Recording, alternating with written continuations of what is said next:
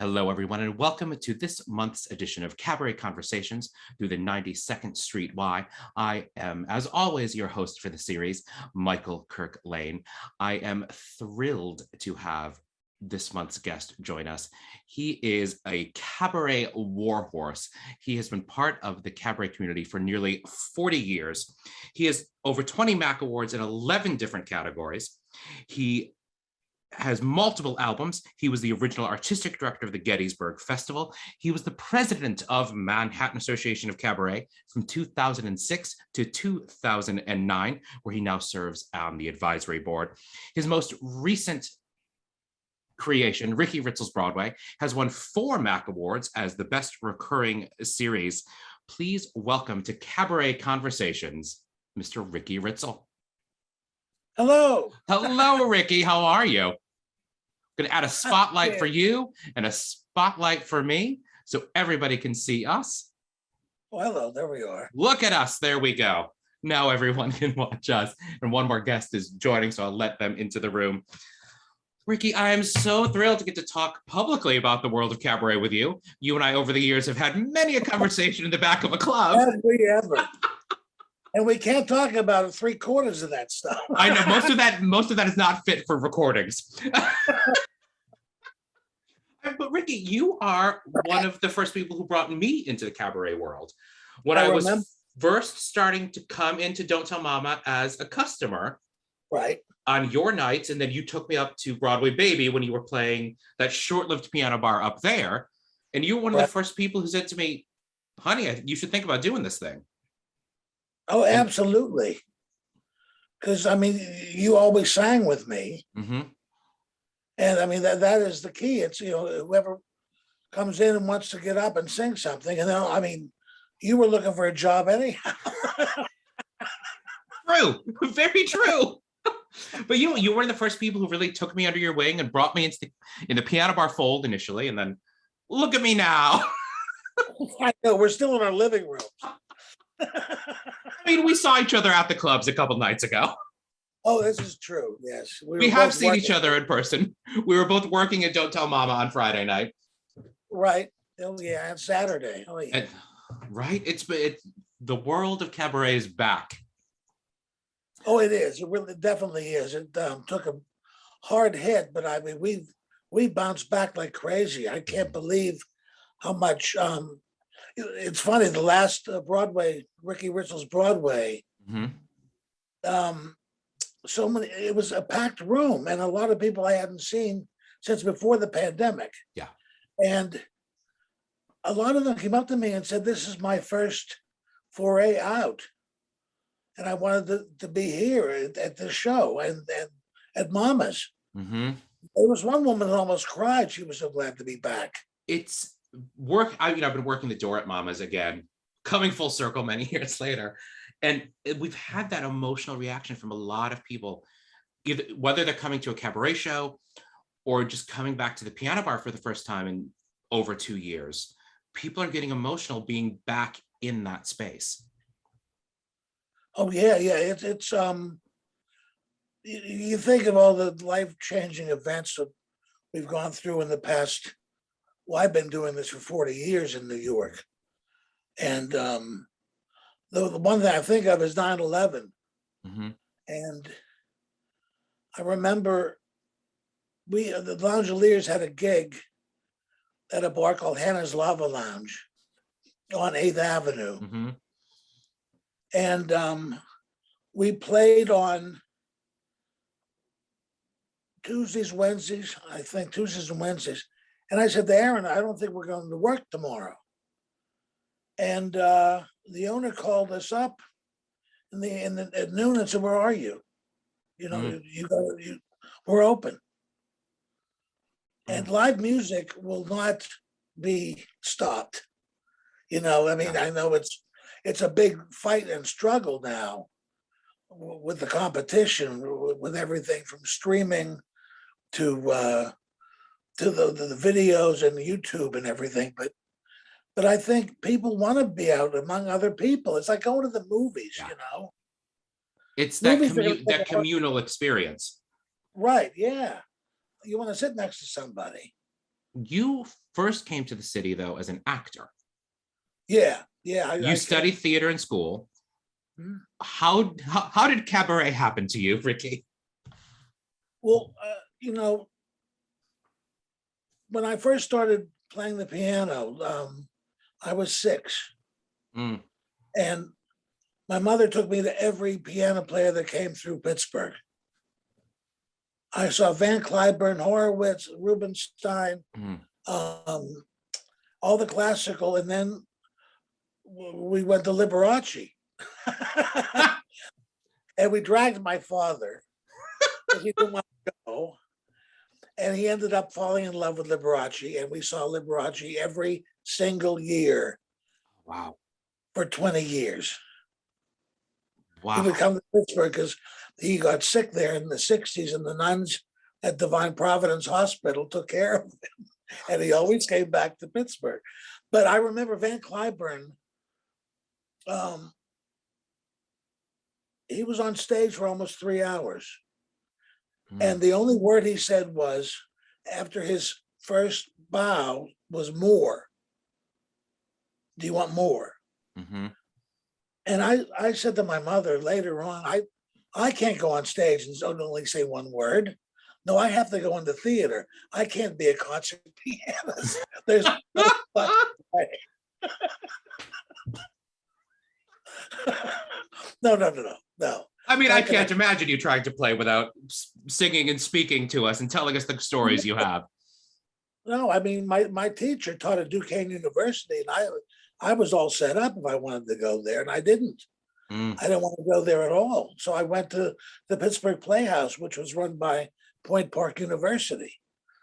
And I did 4 years there, and moved to New York a year later. So once you were in the city, how did the road take you into Cabaret? Well, I knew somebody I went to school with was working for Barry and Fran Weisler. Mm-hmm. So I got a job with them as an office boy, an errand boy, a boy Friday, and audition pianist. And there we So go. exactly, I played auditions for they did a Christmas Carol with Richard Kiley that was written by Michelle Legrand and Sheldon Harnick. Mm, I played those auditions, and whenever they did a musical, I would play the audition.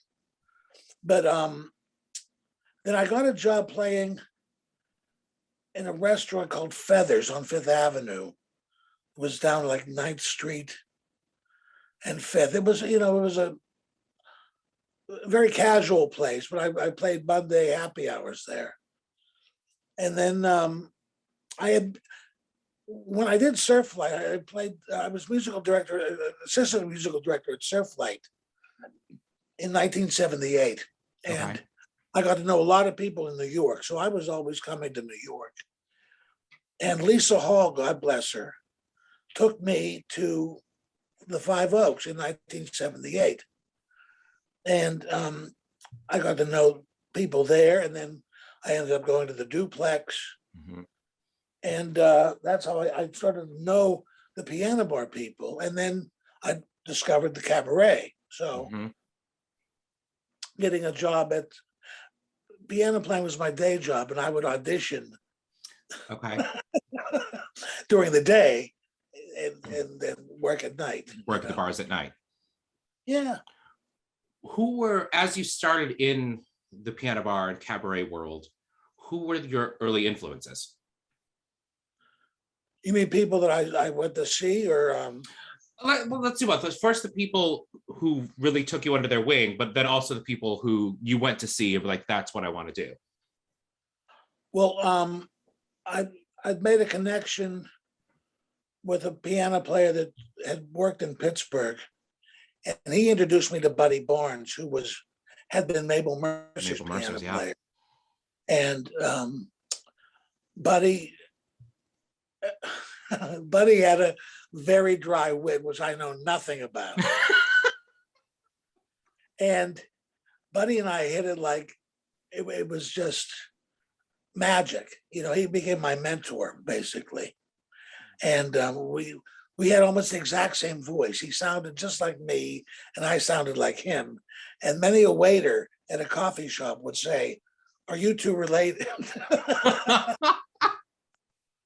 But Buddy introduced me to a lot of the cabaret people. And he would play some nights over at a club on East 53rd called East 53, which was a gay bar, but had a really good piano and a good crowd, upper classish crowd, but it was a casual bar, and it was the first bar Ann Hampton Calloway played. Oh, wow. And I was at her opening night in 1982. And yeah, I got to know a lot of people that way, and I was lucky enough to have seen Mabel Mercer in one of her final performances. But we got to go, everywhere back then. It wasn't, everybody says it's always more expensive these days, no matter what year you're talking about. Right. It's more expensive than it was 5 years ago, 10 years ago. But back then, you could leave the house with $20 and spend the night out without worrying about not the breaking the 100 bank. it is now to go see a show in some of the clubs. Right. Well, yeah, and it's necessary. Mm-hmm. I'm glad the club owners are there, but you're on your own. Yeah. It's Well, because you became part of the scene right as that shift was happening. pretty much. But Brothers and Sisters had just closed. Upstairs, the downstairs was gone. There were still a few on 46th Street. I forget what it was. Great Aunt Fanny's was still there. Ted Hook's backstage was still on 44th. Wherever the Al Hirschfeld Theater was next to that. Okay.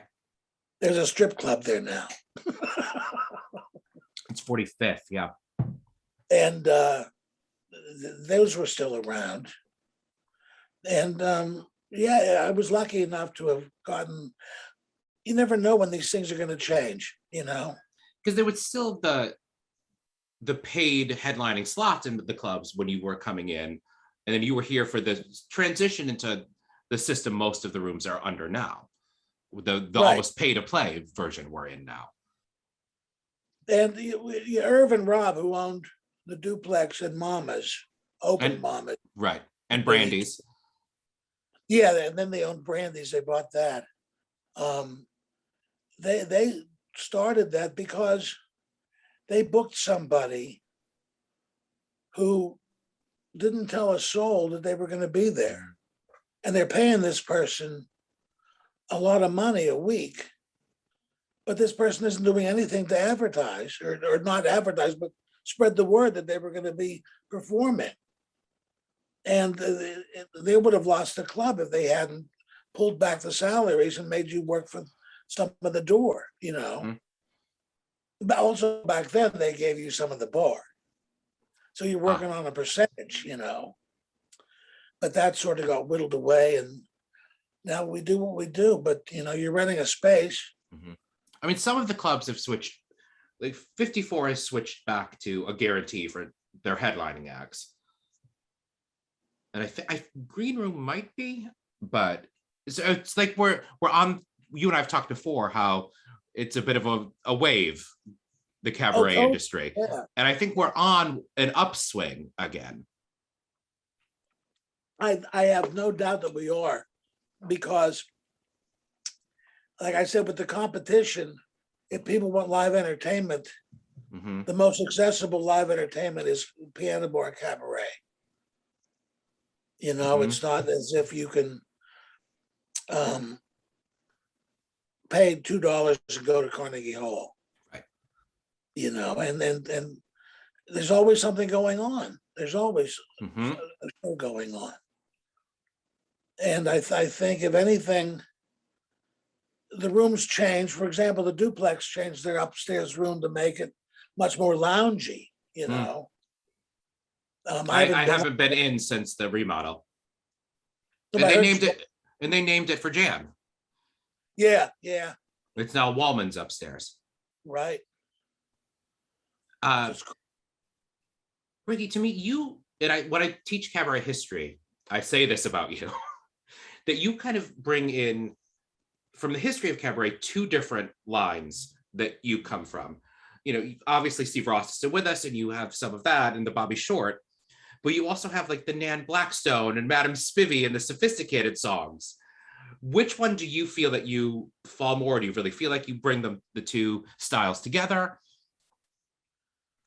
Well, I always thought, I'm too uptown for downtown, Mm-hmm. and I'm too downtown for uptown. I love that. That's why I'm in Midtown.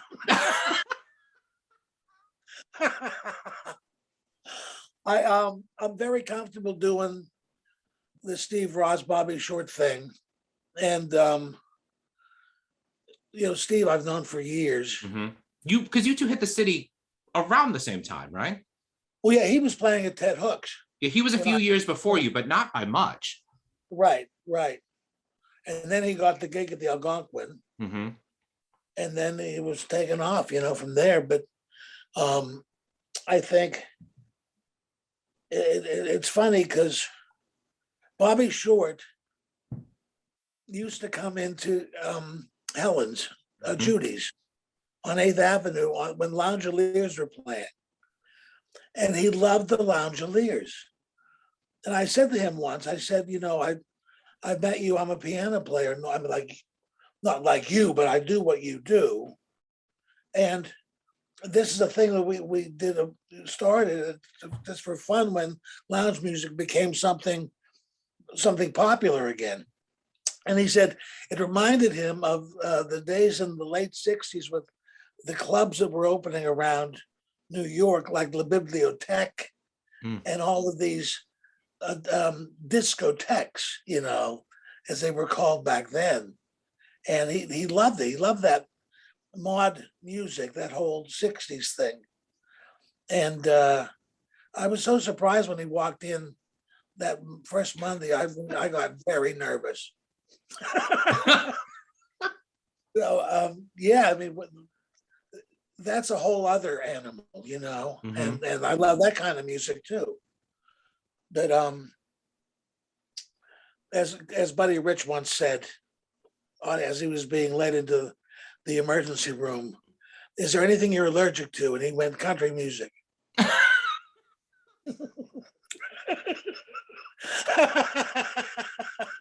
Although you did do a country themed show in your last Ricky Ritzel's Broadway. Oh yes, well, yeah, that's a great show. I mean, Best Little Whorehouse. Carol I Hall, think she was wonderful. Carol Hall, I realized I was, for a few years, Tian Hall and I did a Christmas show together, and we sat down, and it was songs from different places, but we realized at one point we've got, these 3 songs in a row are all written by Carol Hall, but for different projects. Right. Yeah. There's the Hard Candy, of course, from Whorehouse, but then there was a song she wrote for Christmas Eve on Sesame Street, and a song she wrote for something else. Like, these 3 Christmas songs are all by Carol Hall. He never stopped. Yeah. Well, I think it's time, because you and I could talk forever, for our audience to get to see you perform a little bit. So we are going to have our first clip of the evening. I'm shaking in my boots. This is the one you know about. This is the one you saw in Soundcheck. So we should be good with this one. And now, ladies and gentlemen, will you please welcome Ricky Ritzel.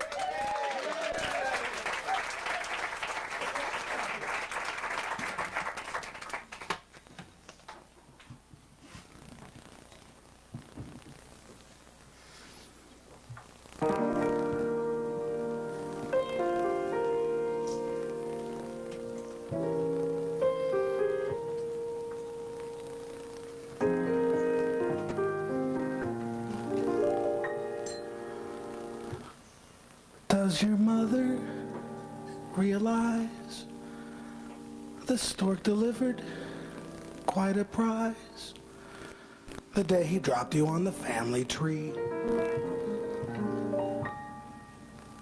Does your dad appreciate that you are merely super great? the greatest hit of any century. If not, then sing them both to me. You must have been a beautiful baby. You must have been a beautiful child. I bet when you were starting to go to kindergarten, you drove the little boys wild. And when it came to winning blue ribbons,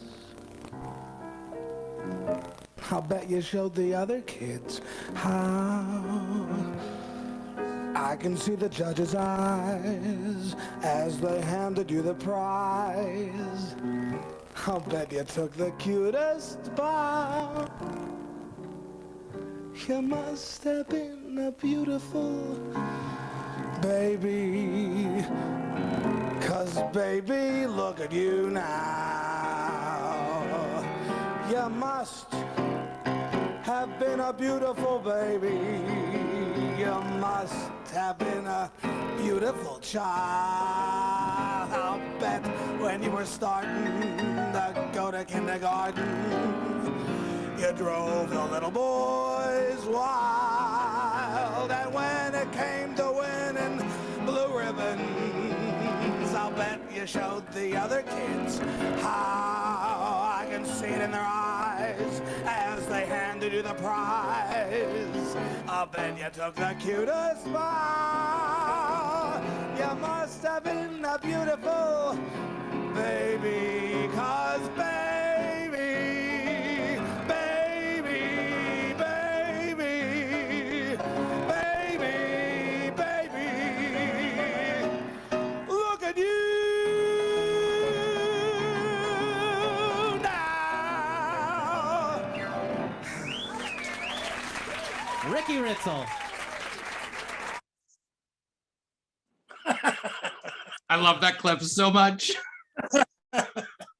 I have no idea where that was. I will go back to where I found it and see if it has that, and I will let you know. Because I did that that was from 1938, Mhm. not the year of the show. Spider Salov and I did 1938, and that was quite a ride. Well, you two had Because- a great partnership for many, many years. Oh, we're like the best friends from hell, you know. We're just so. My son saw us once when we stopped on at her house in Chicago for a weekend when we were doing a cross country trip, and he stood and watched us talk in the kitchen. We were facing each other and talking back and forth, and we looked at him and he said, "You know, people think, you know, sometimes you're married or your brother and sister. That's not true." And we looked, "What do you mean?" He goes, "You're the same person." How did that partnership develop? How did you two come together to do He was 1938 and the away other shows? at the Oaks. She was at the Five Oaks waiting on tables. Wow. And she would get up and sing with Marie Blake, who was another mentor of mine. She was this stride piano player from Harlem. And she was just heaven on earth. And Spider sang with her. And I said one day, you know, I might have had 1 or 2 or 18 drinks. I said, we should do a show together. She said, yeah, we should. So we decided on 1938 because 1939 was the year of the movies. But 1938, major things happened in music. Mm. And one of them was the first swing concert at Carnegie Hall. The Benny Goodman, the Battle of the Bands there. Okay. And we went from there and the show just took off. And we played everywhere. We ended up at Michael's Pub. Which there's a story in James Gavin's book about Michael's Pub and the start of that show, so I think you need to share that with us. Well, the owner, I'm not sure if he's still living. I think he might have just passed, but I'm not sure. He was a nightmare. He was a complete nightmare. And there was a class action suit, which we got in on. And because he would book all these huge names. I mean, Mickey Rooney, Marilyn May was right before us. Okay. At Michael's Pub. And he would screw everybody out of money and just be horrible to people. And half the time I ended up walking home and crying. Oh. It was nightmarish because he was so evil, not just a mean man for being mean. And he and Mickey Rooney got into the fisticuffs. Oh. Oh. And he was about 6'2". So and Mickey Rooney famously was not. Punching him in the legs, it's like, what? Can you imagine? The funniest thing with 1938 was we were up for about 5 or 6 Mac Awards. Mm-hmm. We were up for CD, we were up for performer, featured performer, and we had lost everything. And they announced, and we went up and did our number, and then I went out for a cigarette, and Spider came out, and I said, we don't have a prayer. It's best review. We're up against Closer Than Ever and Forever Plaid. And I'm out there smoking, all of a sudden Spider comes in and she goes, we won, hurry up, come here. So we beat Closer Than Ever and Forever Plaid as best review of the year. That's amazing. And I think that means we should watch a clip from you at that Mac Awards doing a number from 1938. Oh, no. Oh, God.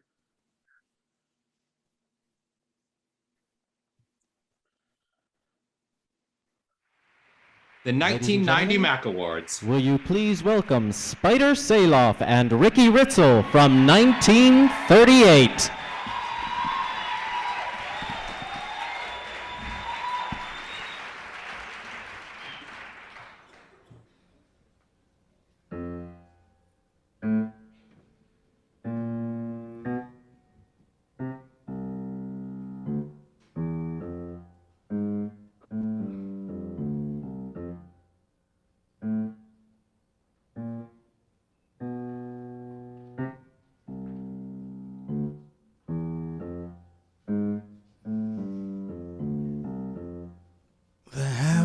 Expression way up in Harlem way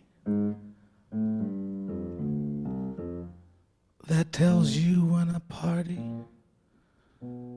is 10 times more than gay. To say the joint is jumping leaves not a single doubt, 'cause everything is in full swing when you hear somebody shout. This joint is jumping. It's real jumping. Every Moses on his toes. I mean, this joint is jumping. No time for talking. It's time for walking. Grab a jug and cut a rug. I mean, this joint is jumping. Get your pig's feet beer and gin. There's plenty in the kitchen. Who is that just come in? Just look the way he's switching. Swishing. Don't mind the hour, cause I'm in power. I got bail if we go to jail. I mean, this joint is jumping. He's jumping. He's really jumping. This spot is more hot. I mean, this joint is jumping. The pie is thumping. The dance is bumping. This spot is more hot. I mean, this joint is jumping. Check your races at the door. Make sure you pay a quarter. Put the leg on the floor. Grab anybody. Her. This joint jumping. He's really jumping. We're up on the wagon comes. I mean, this joint is jumping. Real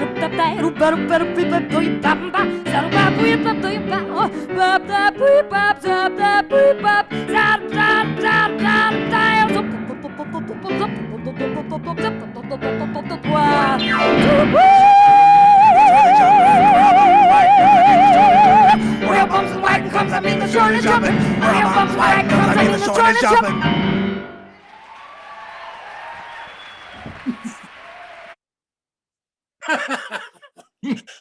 I just keep thinking, oh, the energy. Oh,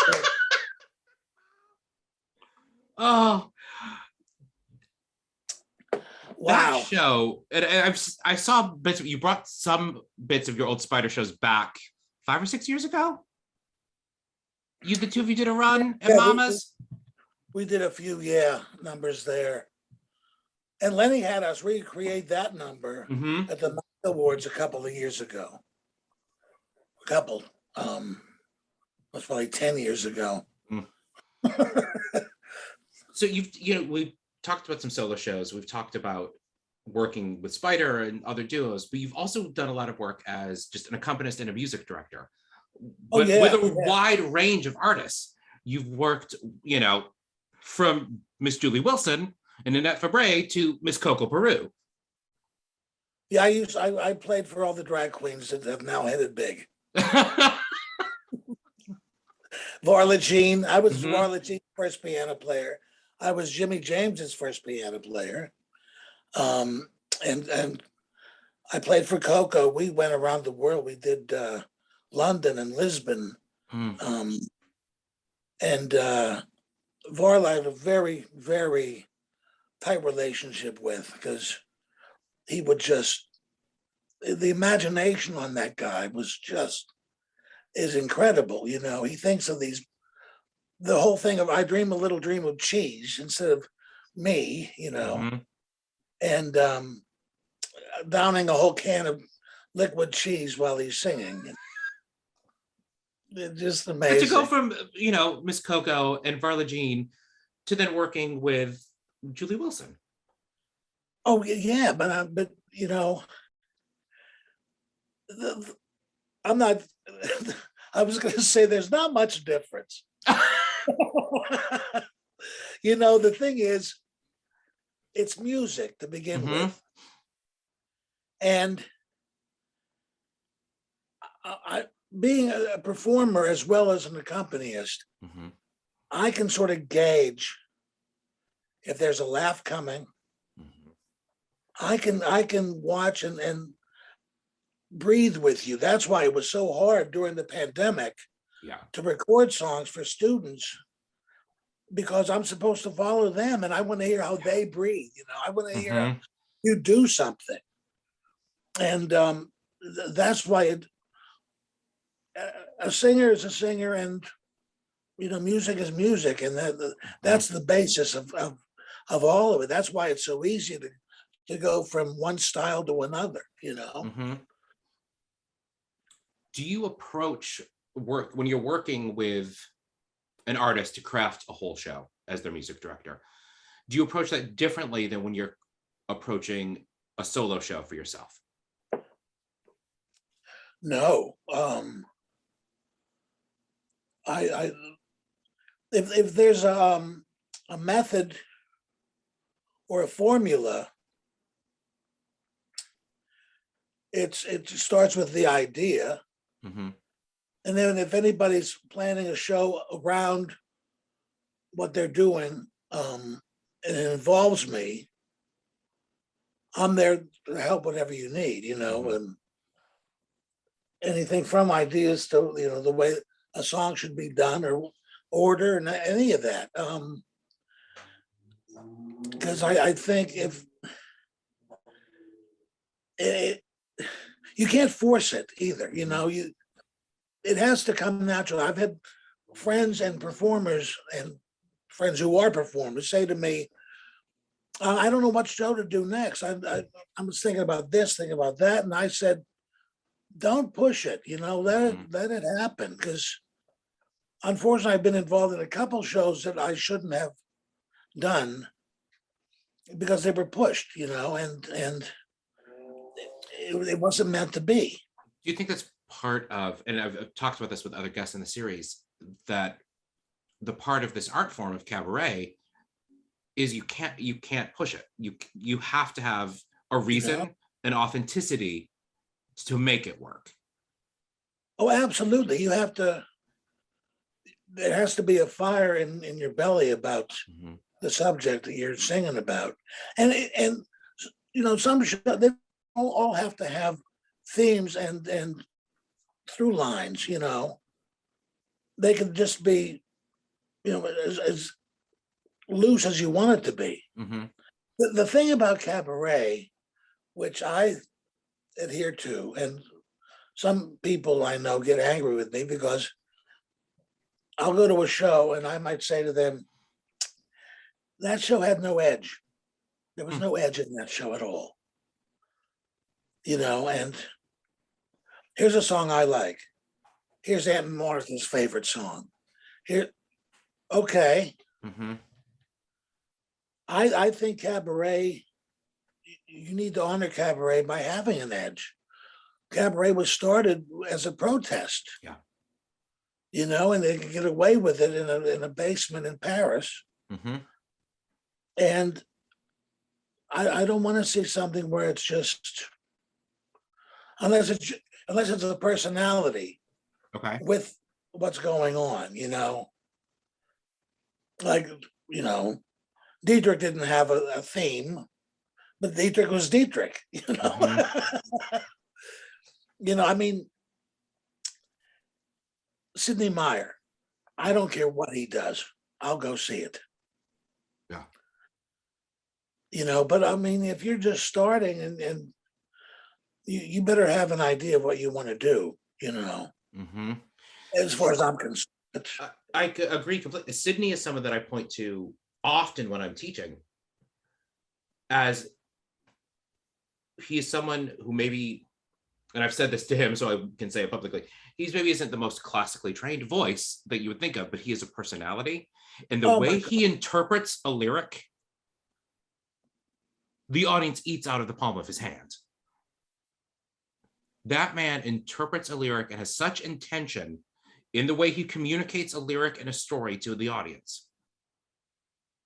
Totally. And having done Ricky Ritzel's Broadway for 7 years now, and he's been involved in, I think, every show. There might have been one he didn't do, but he always does something. And I do pride myself on casting. I know who can do what, and I know what works. And I had Sidney do a couple numbers where he was amazed. You want me to do that? I'm like, I think you'd be perfect. And he commits to a song like nobody I've ever seen in my life. And that is 90% of the battle. It's a battle that the artist takes care of, as well as it clears the audience to enjoy it. Right. You know, commit to whatever the material that is. Well, that's I mean, I was going to say, I had Sidney, we did Kiss Me Kate. And now Sidney's done every diva. I had, my first show was him as Dolly Levi and Hello Dolly. And he's done Mame, and he's done Sunset Boulevard and all the great divas. But I said, Sidney, for Kiss Me Kate, I want you to do I Hate Men. I was in the room for that. He was just perfect. You know, and he was amazed that I said that. I said, yeah, you'd be great doing that. We're going to talk more about Ricky Ritzel's Broadway, but since the conversation has gone this way, the clip I pulled from a Ricky Ritzel's Broadway is Erin Morishita, Jay Rogers, and Sidney Meyer. So I think we should watch it. I know what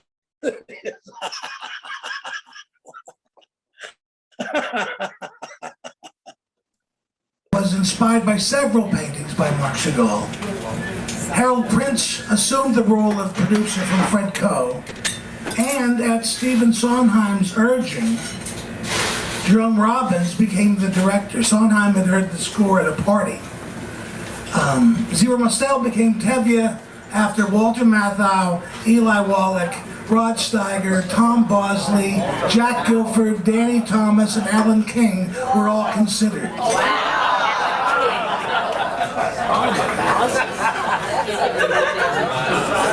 Nominated for 10 Tony Awards, it won every one of them except set design. Bette Midler played Zeidel for 4 years, replacing Joanna Merlin. And, as an omen of good luck, Bach and Harnick started writing the score on Rosh Hashanah in 1961. No, we just met Tevye, the milkman living in the Russian shtetl Tevye. He and his wife Golda have 5 daughters. When Yenta, the local matchmaker, shows up, the eldest 3 daughters imagine what kind of beau she could bring them. And now, please welcome, direct from the 32nd Bus and Truck Company, a Fiddler on the Roof, Jay Rogers, Aaron Morishita, and Sidney Meyer.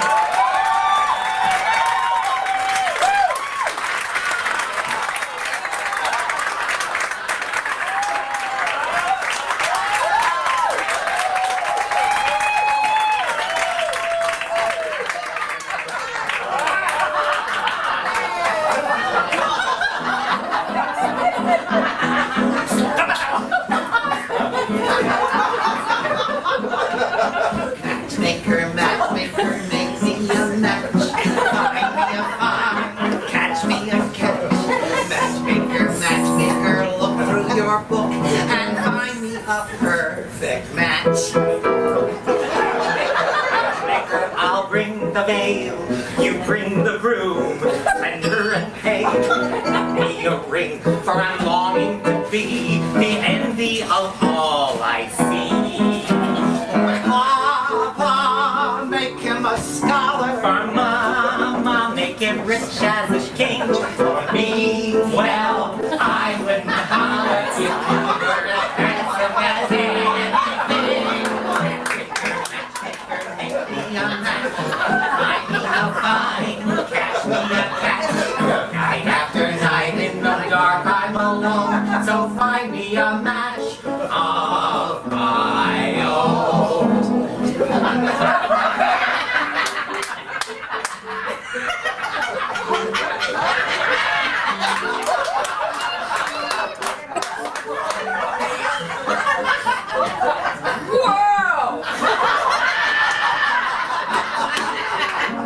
I thought you were keeping your eyes on your books. And you huddle.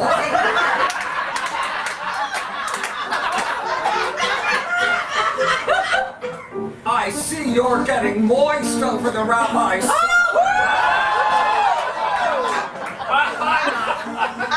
We only have one rabbi in the village and he only has one son. And why shouldn't I do the best?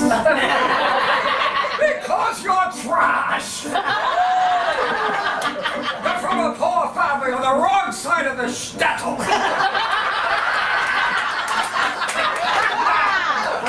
Whatever Yentl brings you, you'll take. Right? Of course, right. Huddle. Oh, huddle.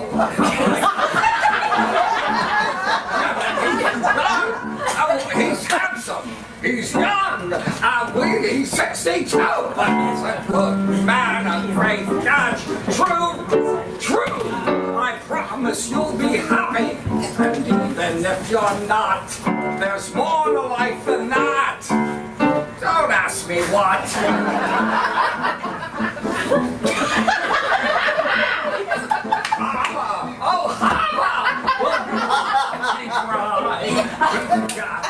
He's tall, at least from side to side. He's a good man. great match. Right. I think you've heard he has a temper. He'll beat you every night, but only when he's sober.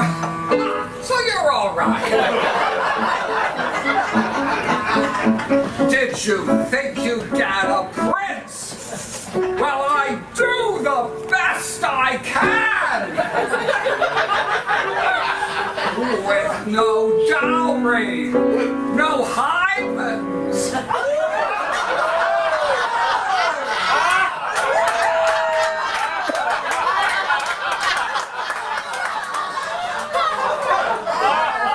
Molly, be glad you got a man.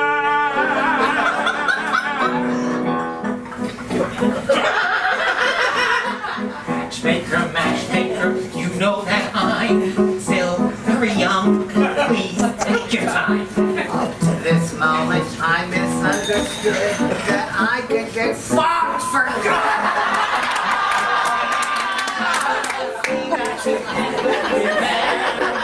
You were also a bride. It's not that I'm sentimental. It's just that I'm terrified. Matchmaker, plan me no plan. I'm in no rush. Maybe I've learned playing with matches. A girl can get burned. So bring me no ring, groom me no groom, find me no fine, cash me no cash. I'm passing a match with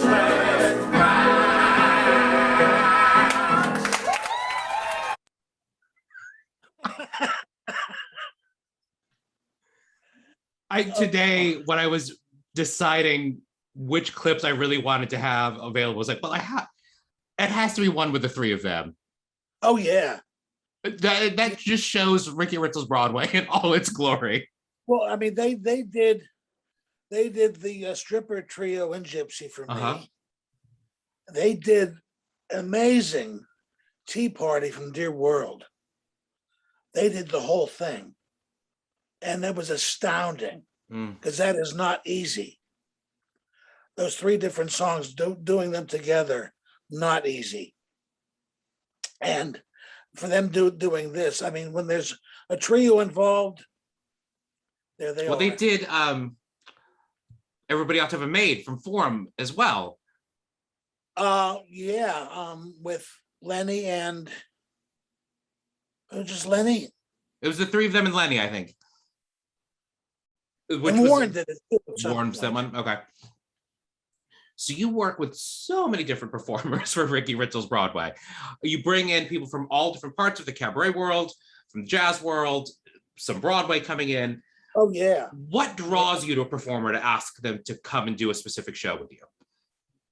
Like I said, I have my mind's eye knows who can play what character, and I go for that person first. I've set my sights rather high sometimes. One thing I regret is when I did MAME, I had cast Dana Lorge, and I didn't know it was as bad as it was, and she couldn't do it, and she was gone by the time we did the show. And she would have been perfect. In her heyday, she would have just been heaven. But yeah, I mean, I see that, you know, I said to Meg Flather, you're doing Marie in West Side Story in Sound of Music for me. And she said, I'm blah, blah, blah, years old. I said, I don't care. Because I would listen to her sing Sound of Music, but she would rehearse on Mama's stage in the afternoon by herself and just sing without a piano, nothing, just go up and sing. And I heard her do Sound of Music, and I just thought, oh, this is it. This is perfect. That's why, you know, Marta Sanders came in and did one number from Whorehouse for me. Now, she was in the original cast off Broadway than on Broadway. Mhm. And it's funny the story she had, she was understudy to Dolores Hall, who played Jewel, who was African American. Mhm. And she was the understudy. And Marta couldn't be whiter. Tis true. It's fabulous,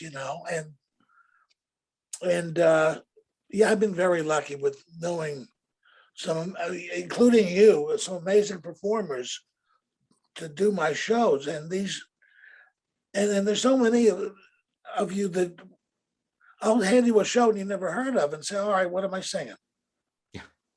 Because I think I've talked about it with some of the core Mamas folk. It's a great exercise for us as performers too. You're filling the role also for us as a teacher with, you should really know this song. This would be great on you. Come sing this for me. right. Yeah, I mean, Tara Martinez, who works at Mama's, Mhm. she's been in from almost the beginning. And she said, I want to record a CD of all the songs you've suggested for me. Mhm. Because she's used some in auditions already, Yeah. and she just latches onto them. And I gave her Dotsy May, and I thought, she's the last person that would be a Dotsy May, but I said, playing it up, wear no makeup whatsoever. And she just fell in love with the song. Mhm.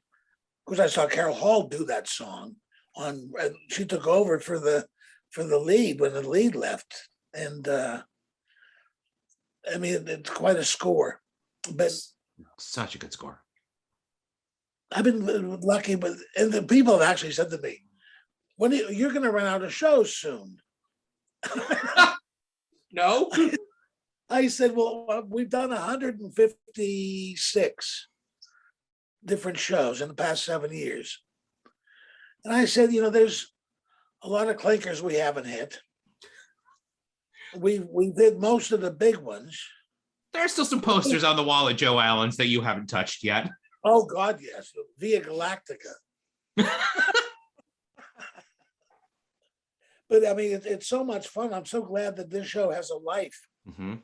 because I've always wanted to do this show ever since I based it on a show called Broadway Tonight. That was on PBS in the 70s. That was hosted by Danny Kaye's wife, Sylvia Fine. Mhm. And she would present 3 Broadway musicals with about 4 numbers from each one and tell stories about them. Very, leaning on a piano in a gorgeous gown, which I don't have, and telling, these tales out of school sometimes about these shows.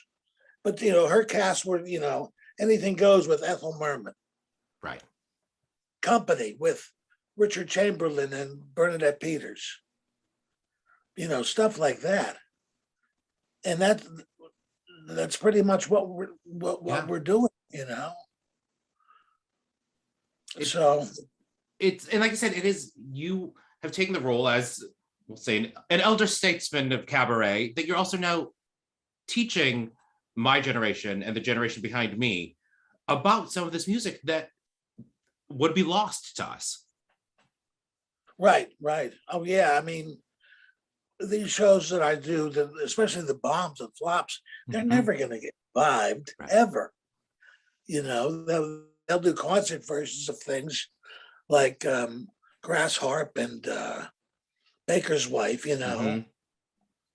But then a lot of the fun is researching them, because I find out so much about, you look inside their books, and I have the computer, and I can just find out.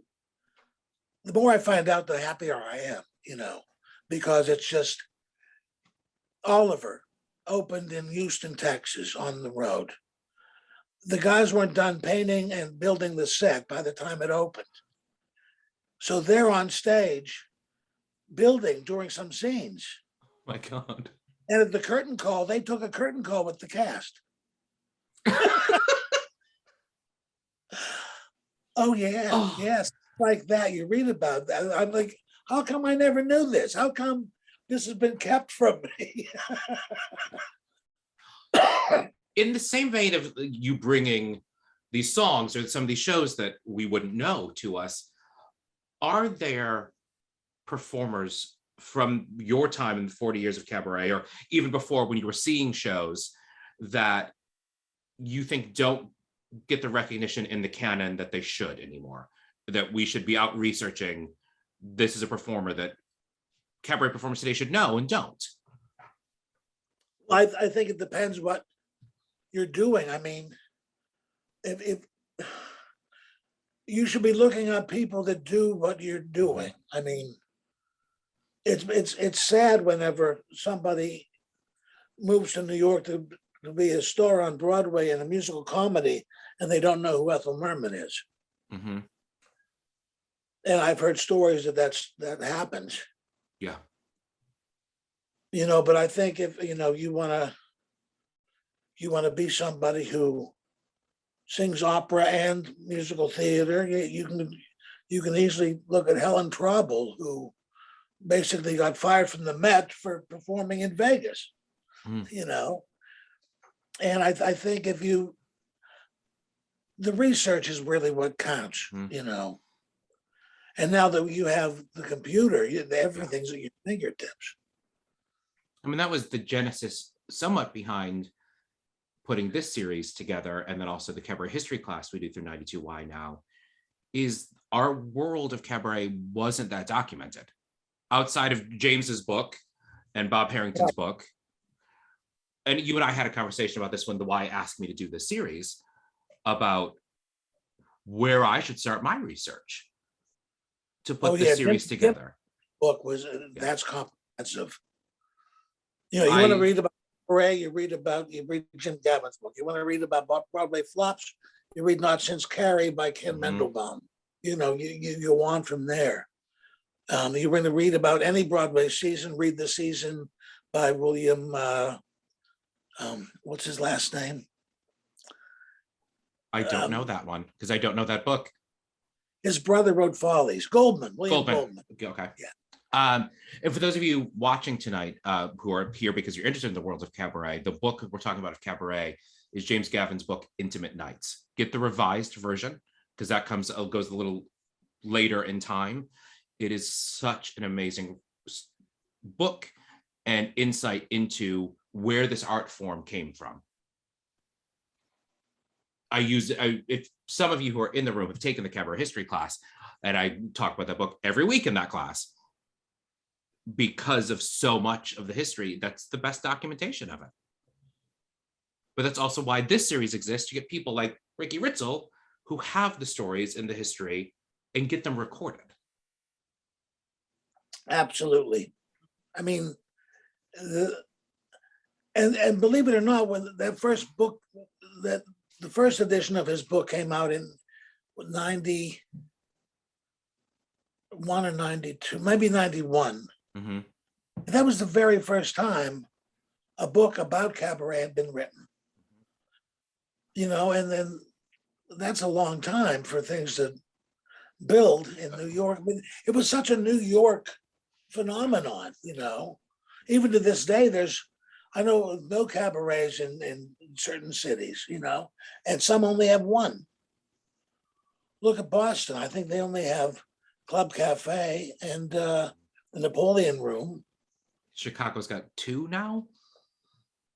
At the most, and they change constantly. Mm-hmm. You know, the Gentry closed, so there's, what's the one everybody, Becky Menzie plays there. Davenport's. Yeah. Do you think, Ricky, that there is, how I want to word this, do you think Cabaret has a PR problem? No more than it ever did. Okay. You know, it's like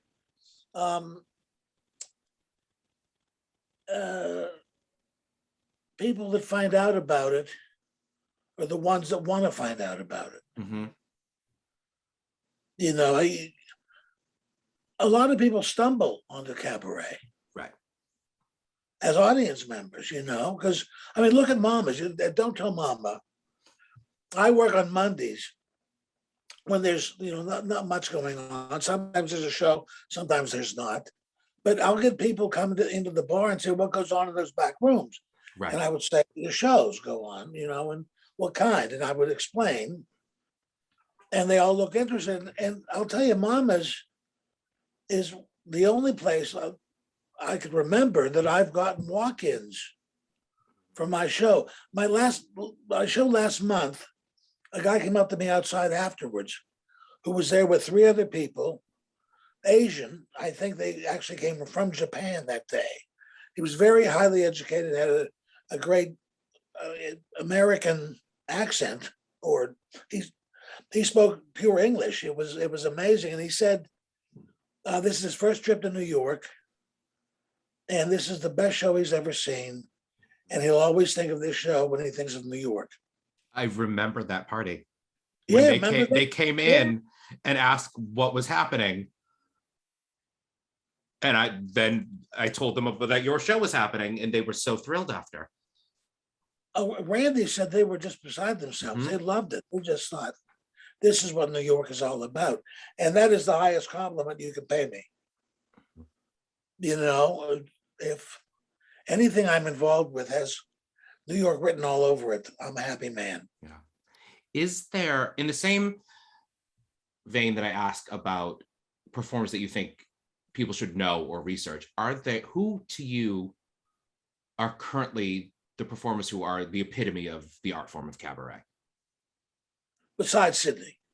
Sydney's the top of our list, but who else should our audience members who maybe are just finding the world of cabaret be searching out? Karen Mason, Mm-hmm. Susie Mosher, definitely. You know why? Because she has an edge. Yeah. And I love her edge.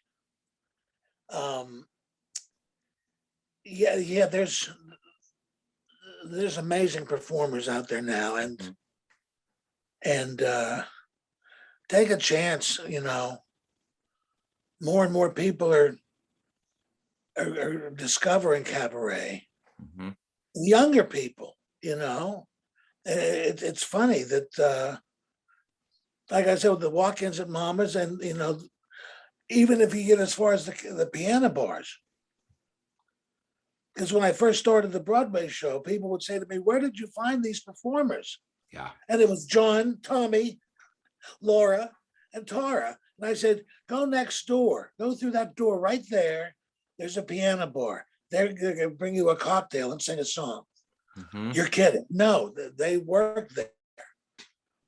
And well, that's something you and I've had a conversation about before, where there is a huge section of the cabaret world who don't know piano bar, who've never stepped foot in the Duplex or Mama's or Brandy's or Marie's. That used to be the case. When Irv and Rob owned the Duplex and Mama's and Brandy's, it was an interlapping thing. It was an overlapping thing. And a lot of the cabaret divas came from being waitresses. Mm-hmm. Helen Baldessari, Lena Katrakis. You did not give a tray to Sharon McKnight, though. No. And Mason, she came from Chicago as a diva, so. Well, but she was a waitress in Chicago clubs. Yes, exactly. And then got found there, and that's what brought her to New York. And I don't think Lamont ever waited on tables. No, she was too little. But I mean, that first night at Mama's, where Karen and Nancy are opening the rooms, you were a customer there that first night. Yeah, I was in the back, because the piano bar opened about a month before the cabaret room. Okay. And then for a week or two, Nancy and Karen alternated. Mm-hmm. Nancy did the 8 o'clock, Karen did the 10, or 9 o'clock and 11. back and forth. Then Karen would open, then, back and forth. Cabaret used to be a lot later. I did 1 o'clock shows, 1 a.m. shows on Fridays down at 88 in the 90s. I did a Francis Faye tribute show where I was all by myself with a drum machine. And Julie Wilson came to every single show, bringing friends with her. Mm-hmm. And she said Francis Faye gave her all of her old gowns, saying, "I'll never wear these anymore." And so Julie got all her gowns from Francis Faye. Wow. But doing 1 a.m. shows and almost packing a house sometimes was not uncommon. Do you think some of that change in what time the shows are and how the shows are selling, do you think that some of that comes from the major press pulling away from the world of cabaret? No, because I think everything's gotten earlier. Okay. 7 o'clock Broadway curtains was unheard of before 2000. Mm-hmm. It used to come to off Broadway used to have shows at 11 o'clock at night on a Saturday. Mm-hmm. I'd be able to see 3 shows on a Saturday coming up from Pittsburgh. And now it's a rare, very specific Broadway show that'll do a 11:30 or a midnight show. Oh, I can't think of any. The last one I know I went to was the Hedwig revival did midnight shows. Oh, well, yeah, sure. Yeah. They did late ones. Let's move on to a couple of the other things you're working, because I just looked at the time and noticed that we're running out of my section of the time before I could turn you over to the audience for questions. We have not mentioned yet another great partnership of yours. Well, we've mentioned it, but we haven't really spoken about the Loungeliers. How did the Loungeliers come to be? Well, in the mid-90s, lounge music was having a big resurgence. Mm-hmm. And all the hipsters and all the very cool, all the cocktail exotica, Capital and Decca and the RCA, some of the labels were just pouring out these old things they had in the back that that were, from the 50s. And I can't think of the names, but all the elevator music type things where you would sit back with a slow gin fizz, Mm-hmm. and that was becoming very popular, tiki bars. And I said to Aaron, and who I've been directing his shows, and we became friends. And I said, let's start a duo. Let's do a thing. And I'll play an electric piano, and you can do percussive type stuff, Mm-hmm. and do the lead vocal. So we started doing that, and we have white dinner jackets and our hair's in bangs, and we wore the thick glasses. We've done Pangea a couple of times. So we haul things out every now and then. Well, I'm not going to show a full song from the Loungeliers, but I want our audience to get a glimpse of the Loungeliers. So here is a brief snippet of the Loungeliers.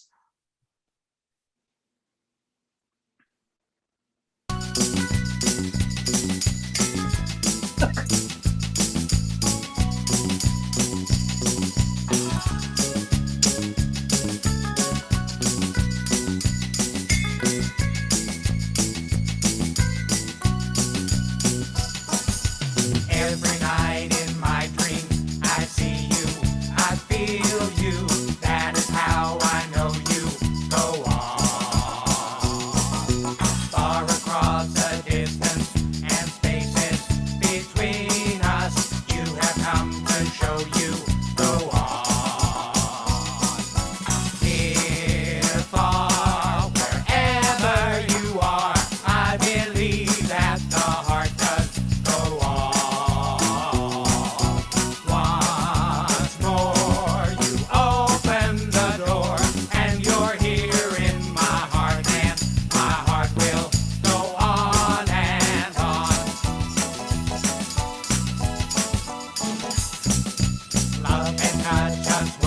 But to stop the Loungeliers there, go find it on YouTube, watch the full clip. And buy one of the 5 Loungelier albums that are out there. I love the Loungeliers. I've come to multiple Loungelier shows over the years. Oh, yeah. Before I get to my last question in the final clip, and then we go to audience questions, I do want to give you the ask, what are you working on, Ricky? What's new coming up? Well, I play classes for Edie Scott's Cabaret classes, and that keeps us busy. We're doing two classes simultaneously of Judy Garland because it's her centennial. Yes. In 22. So we're going to get started on that in January. And I'm planning a show with a couple other Pittsburgh natives about Pittsburgh, but that's in the embryonic stage right now. And so we'll see what happens. Oh, Annie Tallman. Yes. Yeah, Pittsburgh. Of course, Ricky Ritzel's Broadway continues. Oh, yeah. Why not? I'm coming back in February. I took January off because I always take December off. Mm-hmm. But January, Grandpa's getting old. and I don't want to deal with that weather 2 months in a row. So we'll be back at the last Friday in February. Great. Do you know what shows you're doing yet? No clue. I actually hinted to the audience that one of them was going to be Moonshines, but I don't think I have enough toilet paper to do, you know. Oh, Ricky, the thing is with you and I could probably go another hour and a half talking about this. Are you kidding? I have so many cards of questions that I have that I have not touched on. Mick Flather already texted me going, you have to have Ricky back for a part 2. So perhaps we'll need to schedule that. I now have to ask my final question, and then we'll have one more clip, and then we'll let our audience turn their cameras on for any questions they have. Every edition of Cabaret Conversations has ended with the same question. So every person has answered it.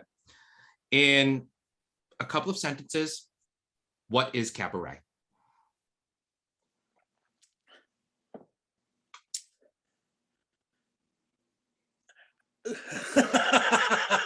I can't say that.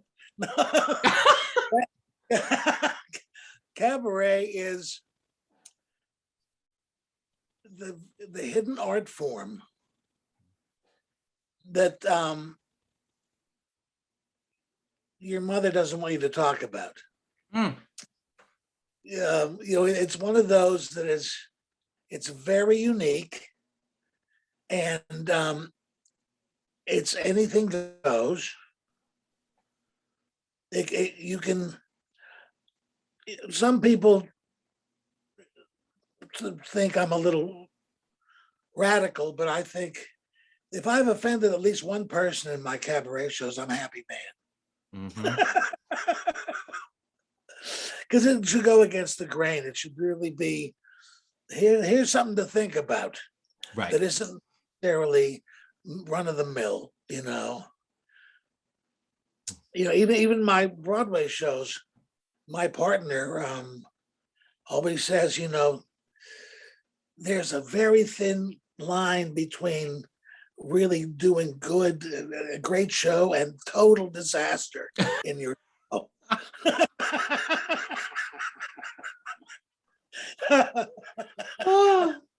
Oh, I love that. So I hope that answers the question. I love that. Well, I am going to play our final clip, and then we can turn everyone else on. So if they have any questions. This is the one clip when you agreed to do this interview, be part of the series. I knew this would be the final clip of the evening. This is one of my favorite interpretations of this song.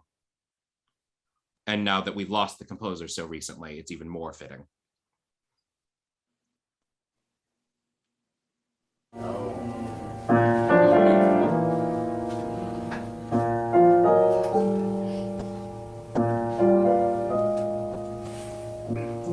Times and bum times, I've seen them all in my dear. still here. Plus velvet sometimes, sometimes just pretzels and beer. But I'm here. I've stuffed the dailies in my shoes, strummed ukuleles, sung the blues, seen all my dreams disappear. But I'm here.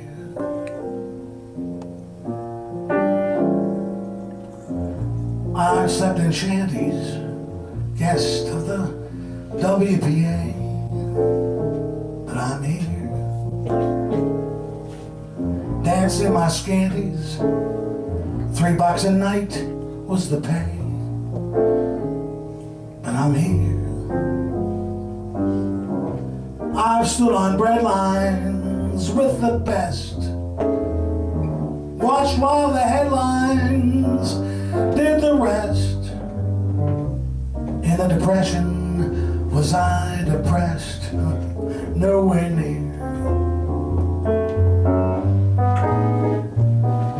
I met a big financier, and I'm here.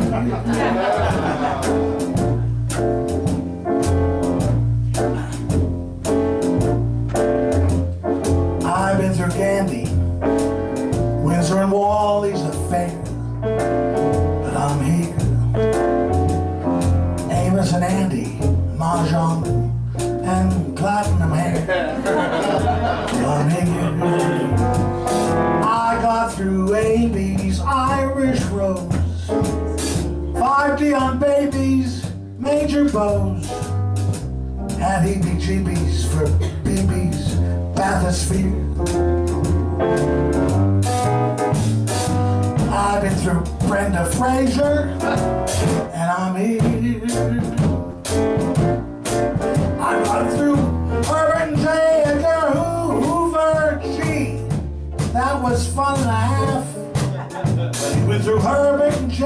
Edgar Hoover, anything else is a laugh.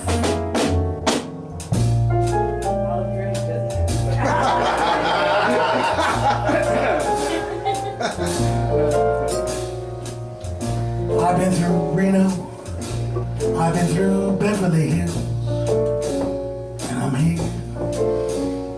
Reefers and Vino, rescuers, religion and pills, and I'm here. Been called a bingo commie tool, got through it stinko by my pool. I should have gone to an acting school, that seems clear. Still, someone said she's sincere, so I'm here. Black Sable one day, next day it goes to hock, but I'm here. Top billing Monday, Tuesday you're touring in stock, but I'm here. First you're another slow eye vamp, then someone's mother, then your camp, then you career from career to career. I'm almost through my memoir, and I'm here. Hey lady, aren't you who's wow, what a looker you were. Oh, but again, sorry, I thought you were who's whatever happened to her? Good times, fun times, I've seen them all, and my dear, I'm still here. Lush velvet sometimes, sometimes just pretzels and beer. But I'm here. I ran the gamut, A to Z, 3 cheers and jam and say love me. I got through all of last year, and I'm here. Lord knows at least I was there, and I'm here.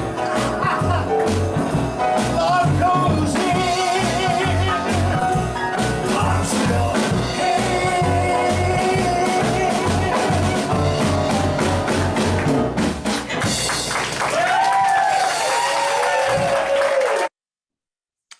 That's Ricky Ritzel. Thank you. That was amazing. That was fun to do. That was from your ingenue show, right?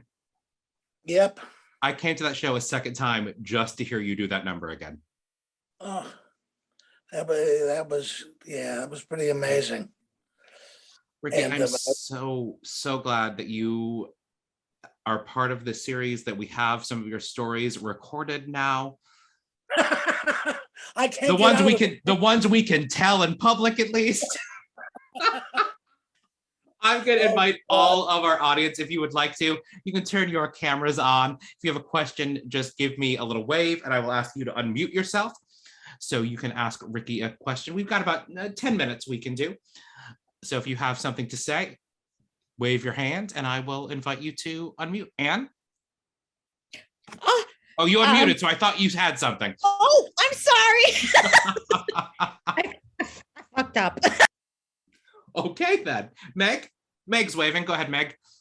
Well, I'm weeping through this whole thing. So I sent a question to our Michael Kirk Lane, and my question was, dear Ricky Ritzel, love of my life, do you think that your acting training and your acting focus made you a different pianist and accompanist? I mean, clearly when we watch the clips of you performing, you know, you're such a present actor and finding that edge and staying in the moment and never pushing. Like, that's the words I would describe of you, is you never push, you trust the song, you trust the lyrics, you trust the audience. You don't let your adrenaline get away with you. I mean, that's something I work on, and you and I have worked on this when I get scared. But do you think the acting somehow made you a different pianist? Because I feel when I'm on stage with you that every single Ricky Ritzel performance is a duet. So that's my question. Yeah, I think it helped in many ways, because like I said to Michael earlier, I get to breathe with you. I get to know when you're gonna, you know, interrupt a phrase or say something in a certain way. And that's why the pandemic was so difficult, because I had you singing to me. That's not right, you know. I'm sending you a track that's not good. But even, as far as Piano Bar goes, it definitely helped. Acting helped, because, you know, you're a character in Piano Bar, even though you're Ricky Ritzel, you know, and you're still a character behind that piano. Can I ask a follow-up question? Sure. When you were studying acting, what were some of your favorite non-musical roles? Well, the funny thing is, I never did a musical in college. I never did a musical. Actually, we did one when I was a senior that Christopher Durang wrote, called History of the American Film, that was never recorded. It was a big bomb on Broadway. But I was doing Shakespeare. I was doing T.S. Eliot. I did Thornton Wilder. I did all these dramatic things. And the closest I got was playing a Phil Silvers type character in God by Woody Allen. You know, but no, it was really good dramatic training, and it really helps musically, you know, for me, you know. Okay, one more follow-up question. I'm sorry, Michael Kirk Lane, but this is such a rich interview. I've been weeping and learning and writing notes. Taking notes.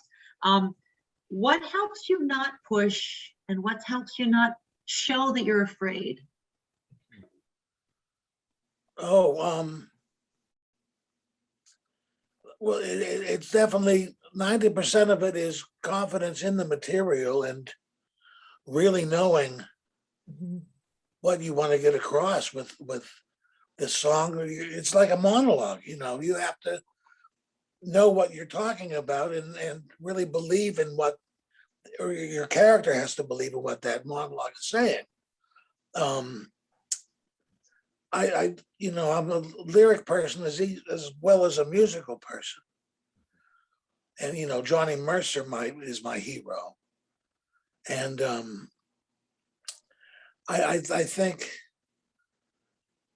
you know, you define yourself as what kind of actor you are, but with the way you've been doing things, you know, I can approach a song, a part, a character, any different which way, you know, you're going to go with it. As far as having at ease with it, it's very natural for me. I'm not afraid of going on stage ever. You know, and I can be myself, or I can, and that's the thing that I find funny is you put a lot of these Broadway stars or Broadway performers on a cabaret stage, they don't know what to do. Yeah. And I'm shocked at that. I don't know why. They don't know how to be And themselves. there's somebody in the audience right now that can answer that question. Ann Tolman, put your mic on. Yeah, yeah. As somebody who has performed on Broadway in a very dramatic piece, how do you approach in cabaret going out and doing and singing as Annie Tolman? Well, I always think of it as me with timing. That works. That definitely works.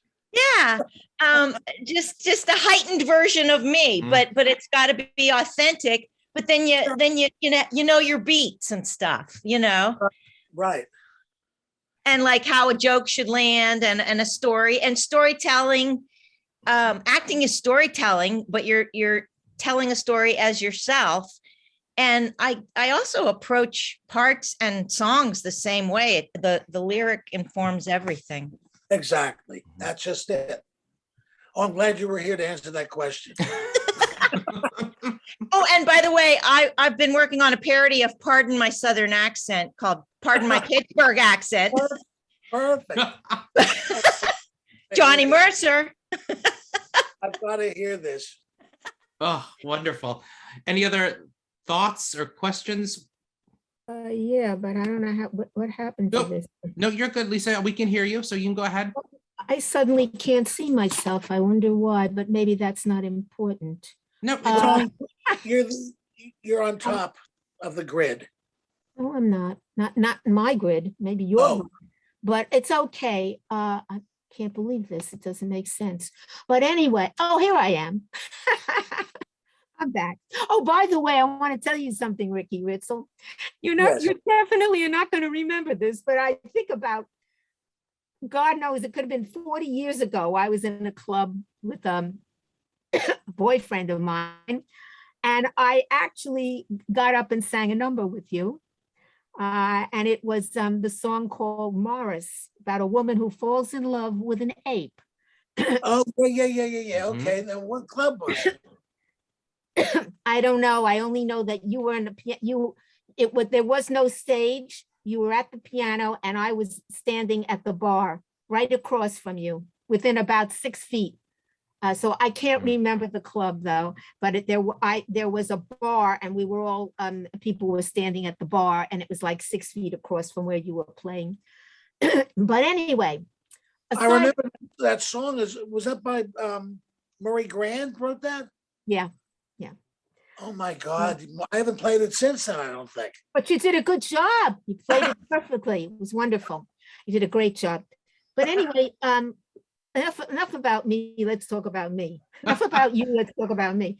I wanted to ask you, first of all, thank you so much for that, for your history in cabaret.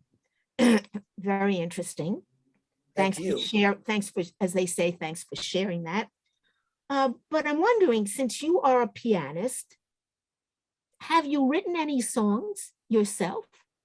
Very few. I get scared because I know so many songs that I know it's going to be like Artie in the House of Blue Leaves, where everything's going to sound like White Christmas. Oh, okay. I want some follow-up questions also. Go ahead. What's your favorite club to perform in, and why? different rooms for different shows. Mhm. You be very diplomatic about this. My favorite room ever to perform in was the original duplex upstairs. That was my favorite room. It was so comfortable on stage. It was just, I could live there, you know. And then it became Rosa's turn, and I loved being up there.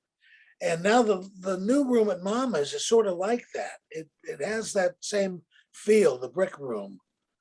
That doesn't really work for my Broadway show, even though we're in there a couple of times. But for a solo show, it's heaven, you know. Mhm.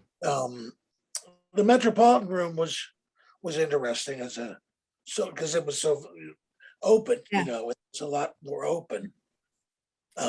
Yeah, that's a difficult room, I think, the Metropolitan Room, because it's the width. Yeah, You don't Well, have the depth, but you have the width. You don't even know where to look, really, because it's you know, so a lot wide. of the rooms, a lot of the big rooms were like that. The Algonquin, the Oak Room was the exact same way. You only had two people in front of you. Everybody was off to the side. Yeah.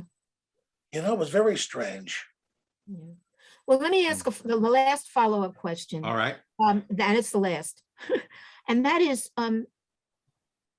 who is your favorite cabaret singer, male or female, living or dead? Oh, I mean, I'm devoted to Frances Faye, who worked forever. Her career spanned, you know, 6 decades.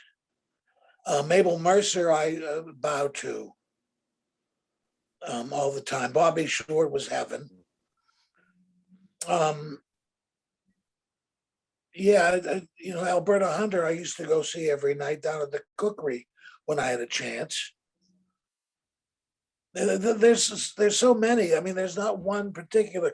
I mean, probably Frances Faye, because it was such a rich history and she was amazing with a song. Irving Berlin said she was made of rhythm, you know, and I just did a tribute to piano players in piano bars. They did urban stages, and I did a tribute to Frances Faye, you know, and of course ended with "I'm Drunk with Love." So,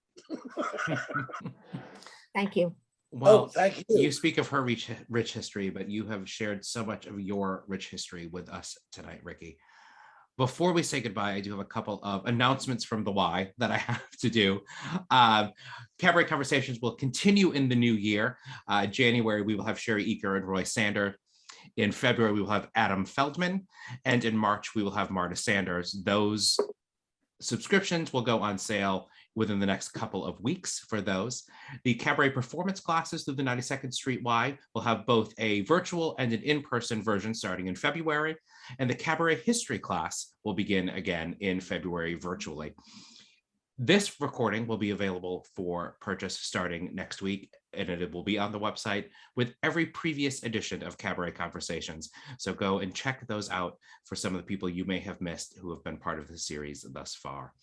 But it has been my absolute honor to sit tonight with Mr. Ricky Ritzel, a dear friend and colleague and a stalwart of the cabaret scene. So thank you all for joining us, and join us again for Cabaret Conversations, and go see Ricky in the clubs. Have a great night, everybody.